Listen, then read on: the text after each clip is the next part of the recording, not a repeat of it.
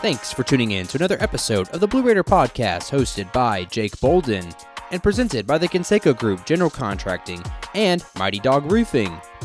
Don't miss another Tuesday episode by subscribing to the podcast on all streaming platforms or catch our visual presentation uploaded every week on YouTube. Don't miss our next ticket giveaways by subscribing and following on all Blue Raider Podcast social media accounts on Twitter, Instagram, Facebook, and TikTok at Blue Raider Pod.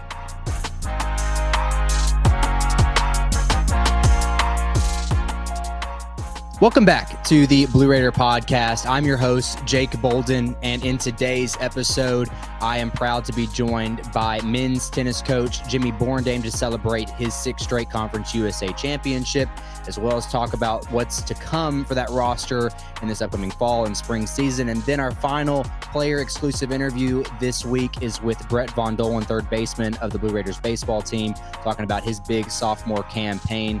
But before we get into today's episode, I want to take just a second and thank our sponsors, starting with the Conseco Group. Since 1987, the Conseco Group has been turning dreams into reality. Whether it's pre-construction consulting, construction management, design build, or renovations and improvements, we're here to exceed your expectations. At Conseco Group, we don't just deliver, we deliver with passion, precision, and unparalleled quality. Our hands-on approach ensures your investment is maximized and your vision is brought to life.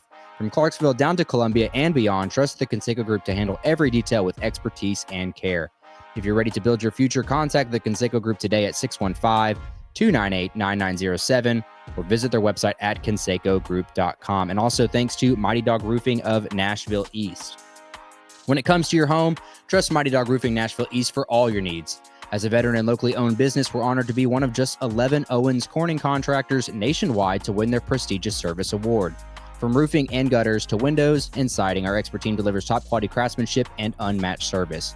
We're here to protect your home with pride and precision. Choose Mighty Dog Roofing Nashville East, where excellence is a tradition. Call them today at 615-MD-ROOFS, that's ROOFS, or visit their website at mightydogroofing.com to schedule your free quote today. Again, thanks to the Conseco Group and Mighty Dog Roofing Nashville East for sponsoring our episode today, as well as sponsoring everything this entire season. We couldn't do it without them. And again, thanks to you, the listener, for tuning in for all of season 2. It's been a great 33 episodes, and I look forward to doing some more summer episodes coming forward, and then turning things up a notch for season 3, where we're going to be doing a few different format styles for football season as well as basketball. So I, again, appreciate you. This wouldn't be possible without you, the listener. If you're not already, make sure you're subscribed to us on YouTube, Blue Raider Pod, and on all of our socials at Blue Raider Pod. That's on TikTok, Instagram, Twitter/X. I do appreciate that. Joining the Blue Raider Podcast, it is the sixth straight head coach of men's tennis, Jimmy Borendame. Coach Jimmy, how's it going? Hey, Jake. Appreciate you having me on the show. Man, it's always great having you back on, especially when we're celebrating this year. Like I said, they're six straight Conference USA champions. You've won another Coach of the Year award. At this point, the trophy case is getting full. I know your box of rings. You're going to have to get another box of rings again at some point. Man, as you reflect on this last year, just tell me what was kind of the secret to the sauce, if you will, this year. Oh, I don't know about that, Jake. Secret to the sauce. I actually thought that this year was very, very difficult. I know for me, mentally and emotionally, it was quite trying. I guess the doubles teams, and getting the doubles point was a lot rougher than I expected throughout the year. But with injuries and things during the season, we had to switch some teams up and whatnot, and we pivoted obviously quite well to still get the championship. And obviously that is a good thing. But I always go back to my goals are more on the national scene than continuing to win the conference. Yeah, the injury bug kind of bit you guys a lot this year, kind of intermittently throughout. You talk about finding ways to make it work for you guys. It felt like, again, you still hit your stride there later in the year. Talk about the chemistry with these new guys, trying to find out how things are going to work, intertwine. What did it take there late down the stretch to be so successful?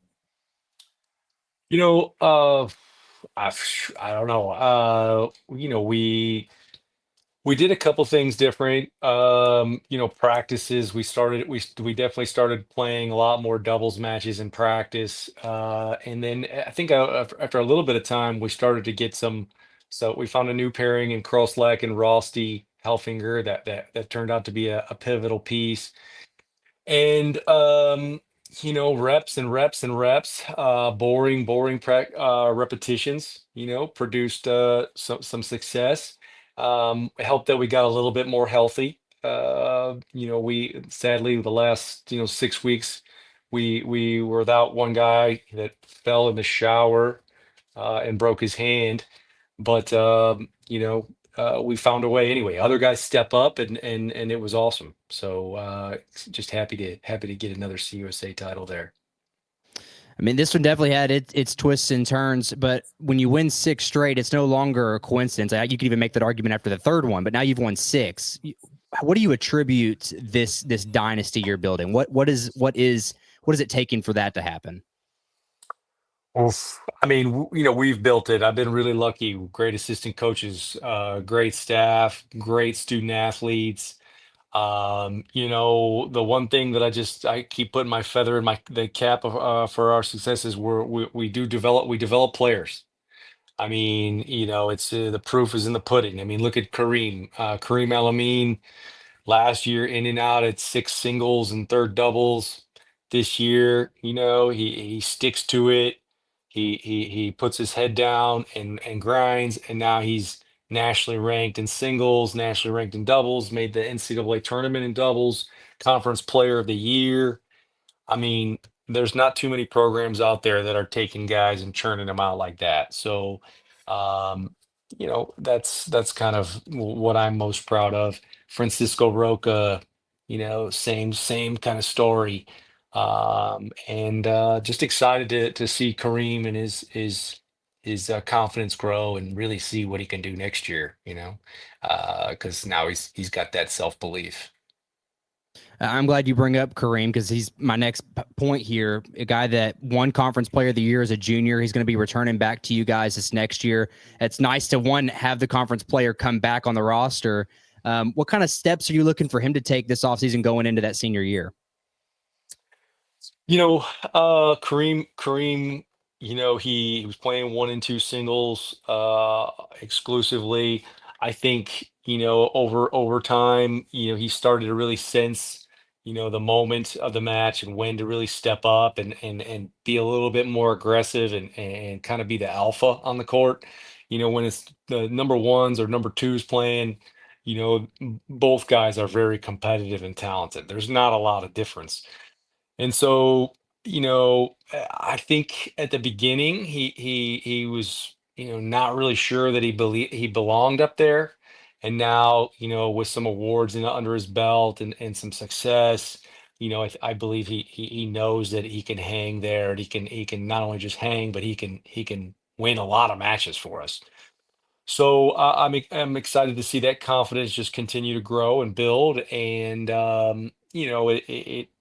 it's there. He was also co-captain, him and Andre, and I think as leaders, every year we get a little bit better. We kind of understand. We encounter new experiences, new obstacles, uh, whether they're good or they're bad, and we learn how to handle them. And so I think his best tennis is in front of us, singles, doubles, and as a captain. And so, we've kind of built another great schedule for him for his senior year. So really excited to kind of see him grab that and really run with it. And his doubles partner, as you touched on there, Orak, another guy that had an exceptional year, and them as a doubles pairing as well too. They made a little splash in the national scene last year, or I should say last fall. Same for that group goes. What can that group continue to do to improve? Is there still a world where Coach Jimmy breaks them up, or is that kind of a tandem you can't untie? You know, I don't know. We're gonna have some new blood. We got three new freshmen. We're probably gonna end up having three new transfers in there.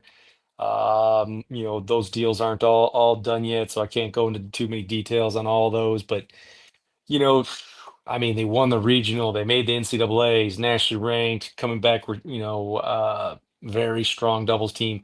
Andre, if he makes the NCAA's this year, he'll be one of two Blue Raiders, or one of three. I'm sorry, one of three of Blue Raiders ever in the tennis history to make the NCAA tournament 3 years in a row, or three times. And then with two different partners. He's the first person to ever go with two different partners, which is already pretty cool. So, I don't know. We'll see when we get back. At the end of the day, it always just boils down to winning the doubles point. I don't really care, um, too much about it in the spring as far as who's playing with who. But in the fall, I really got to give them a shot to go to the nationals again and see if they can, get those All-American banners up there on the wall at ATC. So we'll see. We'll see. But I guess I didn't touch on Horak. Horak's always been my real steady horse. He's just people almost kind of forget about him a little bit because he just takes care of business. He's not super flashy. He's not real energetic on the court. He doesn't get the crowd all riled up. He's kind of that quiet leader that just does his job. He's over there, he's got a smile on his face. He's not complaining about anything. He's usually causing a little trouble off court. He likes to make these gifts and sends them to the group about something funny going on with the team. So he's a little bit of like the team jokester, but you know, he plays a huge role in this team.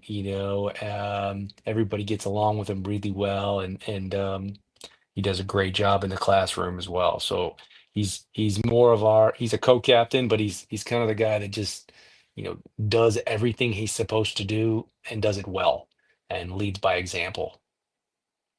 He's kind of the utility knife. I mean, like you said, you put him anywhere from court 2 all the way down to court 5, and he just wins. And if I look back correctly, I think he had the most singles wins this year. Just a guy that, as you said, Mr. Consistent for you.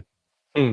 Yeah, I don't even know all that. I was on his court for the conference championship, which was a little different. Usually I take the way they did the courts a little differently. They did 1 through 3 and then 4, 5, and 6.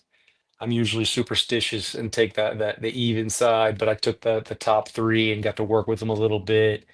And he's just so easy to work with on the court. He picks up things very quickly. He's intelligent.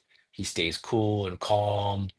He's not as volatile as myself or some other guys with these ups and downs. He's just kind of that cool hand Luke, so to say. Isn't that what they say? Cool hand Luke. But he's just yeah, he's a stud. And so really excited to work with him again in this coming year and see if he can really bust out of his shell and be, he's been nationally ranked before and he has the ability in singles. He's already proven it in doubles. I think in singles he could have senior year, got nothing to lose. So we'll see what he's got. Got a pair of talented seniors coming back. I know this upcoming season is way in the future here, but you talk about bringing in all these transfers. You've got some guys signed. What's got to happen, to make it 7? I don't have a good fancy tagline, but what is it going to take to get to that 7th championship this next year? Oh, I don't know. Every year it's a whole new ball game, and I always say we start from scratch. Like, I don't, obviously going to be a lot of new pieces to this year's team, this coming year's team, and obviously some great leaders up top. I'm always trying to fish for who's going to be leaders. I don't really need to worry too much about that part this year, so I'm excited about that. We're hosting Conference USA Championship again in 2020, yeah, 2026 is that's coming spring. The schedule's loaded with opportunities, high ranked teams at home, away, Alabama at home. I mean, there's a bunch of good ones in there, and so we're gonna host some cool events this fall. Which kind of get us ready here on campus, and it's just always really, really quite the challenge to kind of put all the pieces together, make sure I find the right last guy or two for the team to really kind of complete the team, and find a way to get them all to gel. A lot of new faces, but we've been successful at it in the past, and there's no reason to reinvent the wheel. So our culture is been set by many of the past teams and myself, and we'll just keep plugging away at our culture, which is based around integrity, hard work, and respect. Those are our pillars. So we're gonna keep working at that. Well, certainly that culture is what it takes to win 6 straight. As impressive as it is, we look forward to that 7th one coming soon. A pleasure, as always, to talk with Coach Borendame, head coach of the men's tennis program. Before we leave here, though, I know you've got an event coming up that you guys are hosting at the tennis complex on the 31st of this month. Oh wow! All right, so you're well versed. You know everything that's going on. Yeah, I go from the event we just had at my house, the big Dames Burgers, Beers, and Blue Raiders. We had about 110 people out at my house. My wife's still ready to kill me.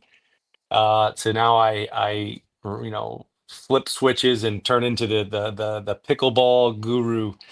And so yeah, May 31st, super excited. We partnered with John Jones Real Estate and Ashley McFarland Aesthetics, and we're doing a pickleball social, which is it's not a pickleball tournament, but it's pickleball social, a round robin where you get to go ahead and you'll play for 3 hours of pickleball from 4 to 7 p.m.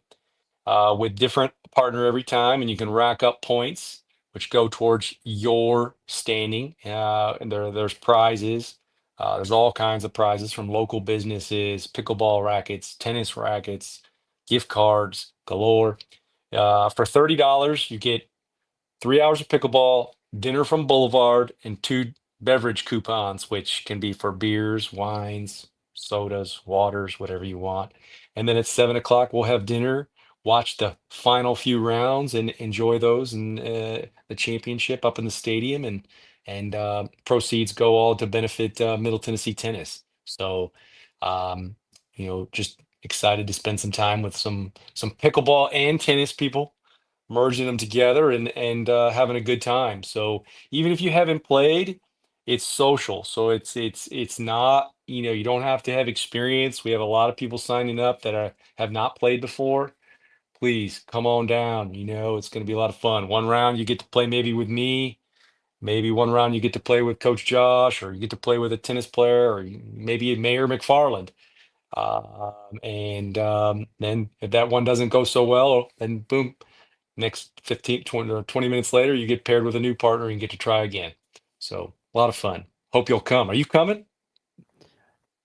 I'd love to be there. And actually, the 31st, I think, is a date that I can make work, but I'm really looking forward because I'm going to enter my little one into your under 2 division. And that way we can run away with a prize in that age protected. So, but for No, no, $30 no, bucks no. a person, right? It's $30. You get fed. And even if you don't want to play, if you want to bring the significant other, they can come and eat and enjoy drinks. Come on down, Jake. You can come be my guest, and the $30 I can waive the $30 fee for you. So as long as you come down and play and enjoy yourself, you're my guest. For all you do for Blue Raider Athletics is the least I can do. Get you some buy you dinner and a couple of drinks and let you play pickleball on the tennis court. So please be my guest. And let me know. Give me a heads up, and I'll get you in there. Well, I appreciate it, Coach. I'll definitely do what I can to be there and support men's tennis like all the listeners are today. But Coach Jimmy, I appreciate you taking the time to talk with us and talking tennis. Again, congratulations on 6 straight, and we look forward to many more. All right. Thanks so much, Jake. Appreciate you. The BRP is proudly partnered with Rivals Network affiliate GoMiddle.com. Subscribe for premium content for all the inside scoop on MTSU athletics, recruiting, or join our free forums to discuss today's episode and all things Blue Raiders. The BRP is also partnered with the College Huddle, a nationwide collaborative effort with over 80 Division I programs represented. Check out the website at thecollegehuddle.com to catch up on all college football content with daily articles and episodes provided by the largest college podcast community on the internet. Joining the Blue Raider podcast as the final player exclusive interview, it is redshirt sophomore third baseman Brett Vondohlen. Vondo, how's it going? Good. How are you doing, Jake? Thanks for having me. I'm doing well, man. I appreciate you joining us here at the end of your season. You're the most interesting piece I wanted to interview from this baseball team was the springboard you took from your redshirt freshman year to this now redshirt sophomore year. I know the big stat that everyone wants to highlight is the home runs, but I also want to commend, you led the team as well in OPS, RBI, slugging percentage. You were top 3 in Conference USA in home runs. I just get down to the chase here. Tell me about how you've graded out this last year for yourself. So I've always had some power growing up and stuff like that, but it was really learning how to become an overall hitter. Through my freshman year, my redshirt year, I developed a lot, and then going to summer ball, just getting more at bats, that helped a lot. And Coach Nichols, we've been working for the past 2.5 years on approaches and pitches, certain pitches and 2-strike approach and stuff like that. And we're still in the works on the 2-strike approach to try to cut some strikeouts down and maybe raise some other stats up as well. But yeah, just becoming a better overall hitter is really what helped me. Now, this year you became an everyday starter. You got plenty of opportunities last year. I think you had 100 more at bats this year. Obviously, like some would say that, well, that explains a lot of the increased numbers. But in general, like the doubles stayed the same. We know about the home runs; they tripled this year for you, just about. But even your singles have doubled. Your batting average is up, everything like that. So I bring this up because the doubles stayed the same, but the home runs went up. Would it be safe for me to say your approach never changed? Just the exit velo just went up, like as you said, working on more of the intricate details of hitting. Yeah, I wouldn't say the approach changed too much. I was squaring up more baseballs and missing by just a little hair under, so then the ball was flying a little bit farther. So when that happens, you start hitting the long ball a lot more frequently. You're hitting in the heart of the lineup at the 3-hole. How much did the pitching change across the season? Yeah, there's a thing called synergy where there's a video of every single pitch that you've ever seen or swung at or anything like that. So they know everything about your strengths and weaknesses and stuff like that. So it definitely changes over the season as they'll see like certain patterns that you can get in and certain pitches that you're hitting well or not hitting well. So that's also a tool to us because we'll look at it and be like, all right, what are we struggling with? How are they going to attack us? And then know kind of what they're going to do to us as well. So what do you notice? What were the patterns that you picked up on yourself? I would assume most power hitters, it's going to be the off speed.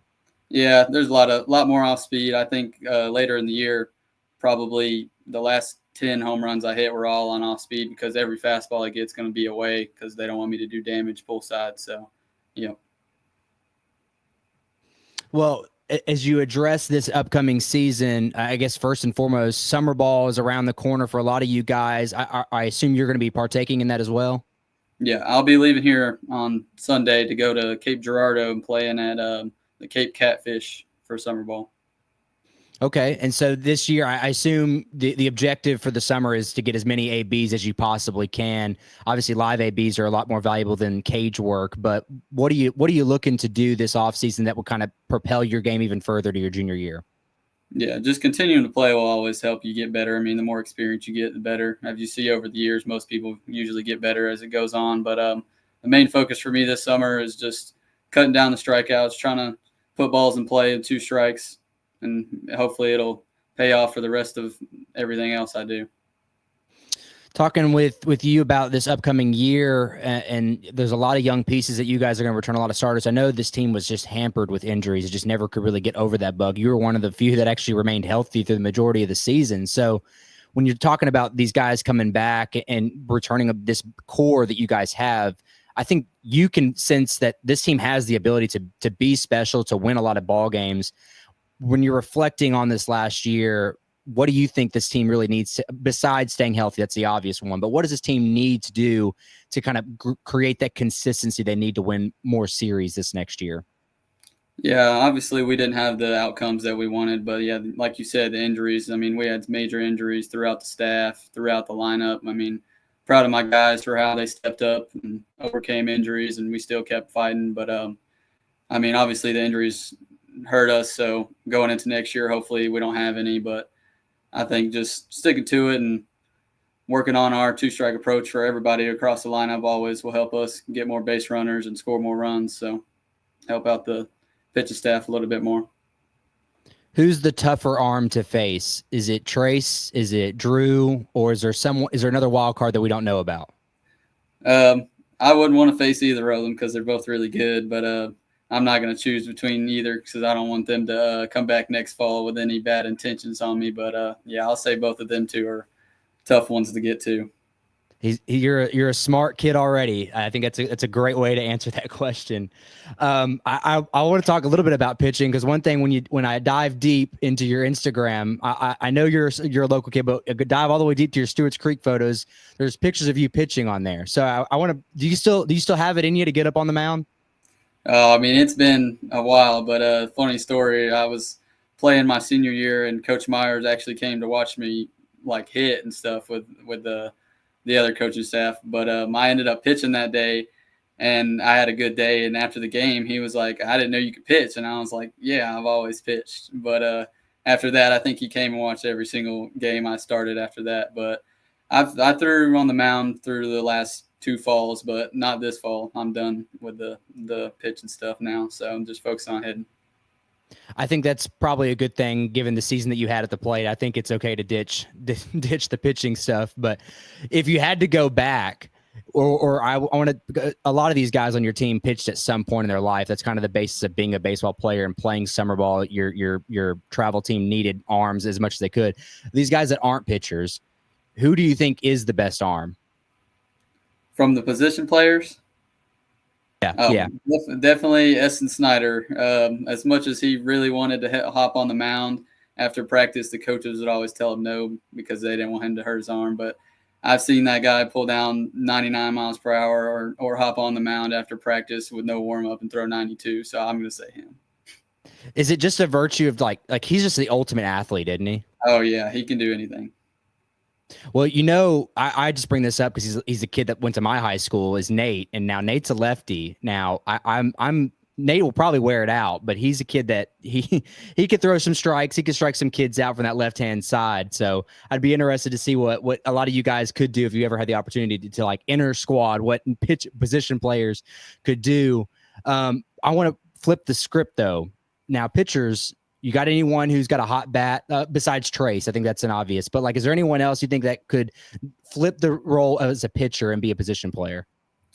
We did a live like BP with the pitchers one time just for fun because they get it to do it once a year because every pitcher wants to be a hitter and every hitter wants to be a pitcher, but that's not how it goes. But not really one could come to mind. I know Will Jenkins put a couple out, but I don't really know anybody else because there were some rough swings in there.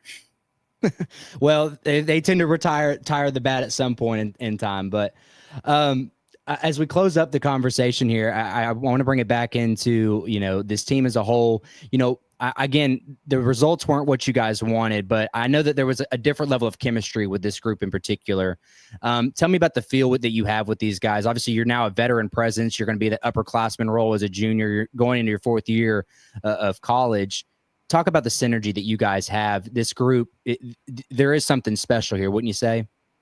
Yeah, I think so. The potential that we have is great, and hopefully we get to see it next year. But the locker room was always fun to be in. Everybody's friends with each other, and we're only losing a couple guys to the graduating, so we'll have a good chemistry next year and bring on the new guys and bring them in, and hopefully they mesh well with us as well.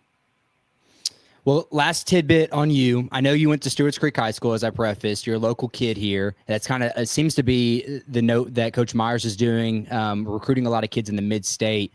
I mean, wouldn't you argue, too, that the mid-state is probably the best ball players in Tennessee? Oh, yeah. There's a lot of good players around here. I mean, Rutherford County has been loaded for a long time. And in your family alone, now, would you agree that you're the best ball player out of your family? Could you be bold enough to say that on a public interview? I think I don't know. I mean, they might have other things to say, but I guess I'll just take the crown myself. I mean, you have to at this point. When you hit as many out as you did this year, you kind of have to. But I make that joke because we were talking before we came on the air. There's a lot of Vondohlens. If anyone follows Rutherford County high school sports, they don't end. And I just found out pre-interview that there's more Vondohlens running around. So you had Maddox, your cousin, and then you had Chase, who is your older brother. And then I want to bring this all the way back to Coach Bartlett there at Stewart's Creek. Now, you graduated his final season there at Stewart's Creek. Some are saying that you're the one that put him into retirement. No, I wouldn't say that, but I love Coach Bartlett. It was a lot of fun playing for him, and all the guys on that team. We had a real good time together. I know the staff is still heading up there at Stewart's Creek. Do you ever still take visits there? Do you still see any of your old coaches? Yeah, over the winter break, I'll go there a couple times, and Coach Howard's the head coach there now, and I love Coach Howard. So him and my brother had a good connection because he was the catching guy when he was a catcher there. So I'll go say what's up and get a few swings in the new facility. Lots of Vondohlen still running around, but Brett is here to stay in Murfreesboro. Brett, I appreciate you taking the time to do this once again. And again, congratulations on a great sophomore campaign. Thank you. Thank you for having me. Did you know the Blue Raider podcast has an online store? You can now support your favorite podcast by checking out our selection at our website, blueraiderpodcast.com. And stay tuned for new merchandise releases as we collaborate with athletes in NIL partnerships. I appreciate you tuning in to the final episode of Season 2 of the Blue Raider podcast. Before we sign off for the today, I want to take just a second to highlight this last weekend's cross-country outdoor championships that were hosted here at MTSU. Some of those medal placements in the 10K, Sandra Mayo placed second. In the 3K steeplechase, we had a complete Blue Raider sweep with Alan Kiplagat in first, Carmelo Kniezer in second, and Brian Kiptu in third. In the 1,500-meter, Kniezer placed first overall. 100-meter hurdles was Tamia Waters in third place. In the 100 meters, John Sherman placed in third. In the 800-meter, it was Songok got second, and Wael Burale got third. In the 800-meter, Privilege Shakara placed third.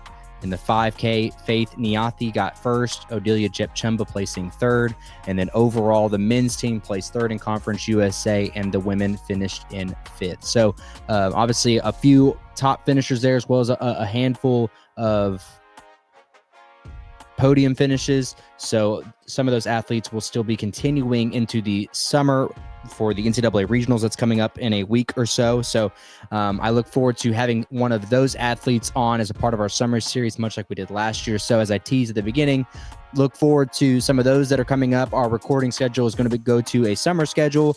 We're going to be doing an episode every 2 to 3 weeks. I don't have anything, so obviously keep your eyes peeled on our social media for when those are coming. But much like last year, we plan to do an episode every 2 weeks with some player exclusive, even some coaches exclusive interviews over the summer. So make sure you're tuned in for those by following us on all of our socials at Blue Raider Pod, TikTok, Instagram, Twitter /X, and then of course here on YouTube at Blue Raider Podcast. Again, I appreciate everyone for tuning in to this season of the BRP, and I look forward to another successful summer and season 3 ahead this fall. Thanks again for tuning in, and until next time, go Blue.